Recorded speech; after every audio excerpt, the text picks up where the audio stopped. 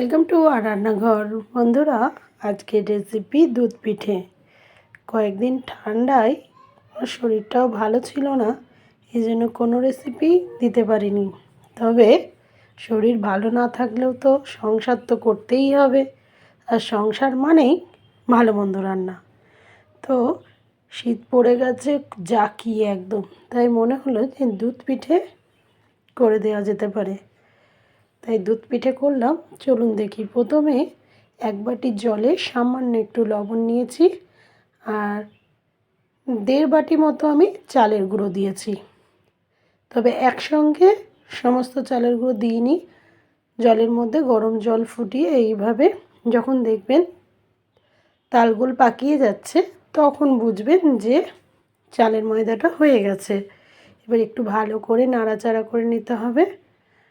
নাড়াচাড়া করে এবার এটাকে অন্য একটা থালায় নিয়ে আমি এই আটাটা মেখে নেব। যেরকম একটু ভালো করে মাখতে হবে, একটু হালকা করে গরম জল হাতে নিয়ে জাস্ট ভালো করে মেখে নেবেন। ভালো করে না মাখলে পিঠে কিন্তু ফেটে যাবে। আমি ভালো করে মাখিয়ে নিয়ে একটা নারকেল কুড়েছিলাম, আর তার সঙ্গে 1 বাটি চিনি।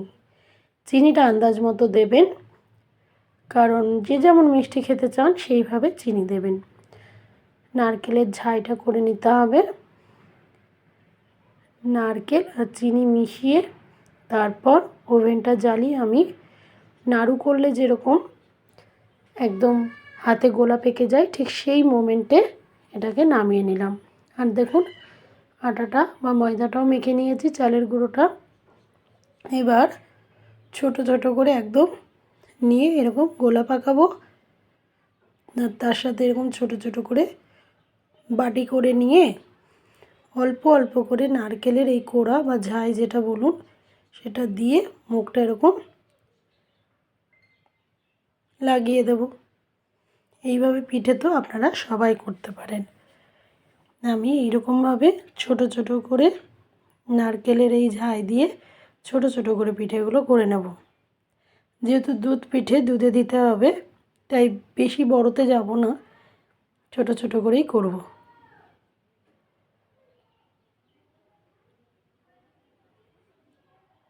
একটু মুখটা ভালো করে সাটিয়ে নিতে হবে। পারলে একটু ময়দা নিয়ে নেবেন হাতে, বা জল নিয়েও দিলে হবে। এইভাবে প্রত্যেকটা করে নিয়েছি। আর এখানে আমি 1 কেজি দুধ ফুটিয়ে নিয়েছি, তার মধ্যে 2টো এলাচ দিলাম। আর এরপর এখন খেজুর গুড়ের সময়, খেজুর গুড় কিনে রাখা আছে, একদম পরিমাণ মতো খেজুর গুড় দেবেন। খেজুর গুড় দেওয়ার পর দেখে নেবেন যে কতটা মিষ্টি খেতে চান। আমি একটু মুখে দিয়ে দেখে নিয়েছি যে কতটা মিষ্টি লাগবে। এইভাবে গুড় দেওয়ার পর কিছুক্ষণ ফুটিয়ে অনেকটাই অল্প করে নিতে হবে দুধটা। এবার যে পিঠেগুলো তৈরি করে রেখেছিলাম, সেই পিঠেগুলো একে একে ছেড়ে দেব। পিঠেগুলো দেওয়ার পর কিছুক্ষণ কিন্তু এই দুধে, গুড়ের দুধে কিন্তু পিঠেগুলো সেদ্ধ করে নিতে হবে।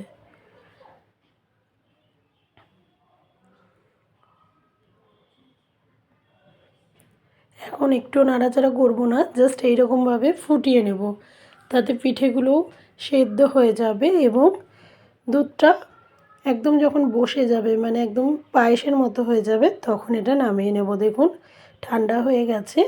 ঠিক এইভাবে দেখুন কতটা ঘনত্ব হয়ে গেছে। তবে একটু ঝোল ঝোল দুধ রাখবেন, ওই দুধটা খেতে খুব ভালো লাগে। আমি অবশ্য এগুলো খাই না, পিঠে পুলি মাংস খাই না, কিন্তু আমি আমার বাবা বাচ্চাদের জন্য করতে পারি সব কিছু এবং ওদের করে দিই। আপনারাও এইভাবে দুধ পিঠে বাড়িতে করুন, এবং বেশি সময় লাগবে না, জাস্ট নারকেল কোড়া আর আটাটা মাখা। আপনারাও করে দেখুন। ভালো থাকবেন, সুস্থ থাকবেন। Thank you.